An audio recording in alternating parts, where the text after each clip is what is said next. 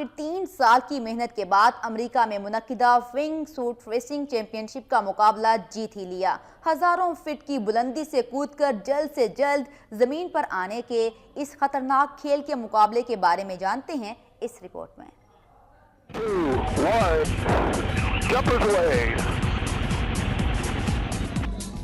Wing suit wrestling championship کا سالانہ مقابلہ امریکی ریاست ایریزونا میں انعقاد پذیر ہوا۔ مقابلے میں 18 ملکوں کے 40 ایتھلیٹس نے شرکت کی، جنہوں نے 8000 فٹ کی بلندی پر اڑتے ہیلی کاپٹر سے چھلانگ لگائی۔ یہ اسکائی ڈائیورز 160 میٹر فی گھنٹے کی تیز رفتار سے زمین کی طرف آئے۔ مقابلے میں امریکی اسکائی ڈائیور نو بینسن نے پہلی، ولکٹو نے دوسری اور اینڈی فرینکٹن نے تیسری پوزیشن حاصل کی۔ نو بینسن نے صرف آدھے سیکنڈ کے فرق سے اپنے حریف کو مقابلے میں شکست دی۔ نو بینسن گزشتہ 2 سال کے مقابلوں میں دوسرے نمبر پر رہے تھے، تاہم اس دفعہ انہوں نے ٹائٹل اپنے نام کر ہی لیا۔ مقابلہ جیتنے پر امریکی اسکائی ڈائیور کی خوشی دیدنی تھی۔ اس کا کہنا تھا کہ اسے اپنی محنت کا صلہ مل گیا۔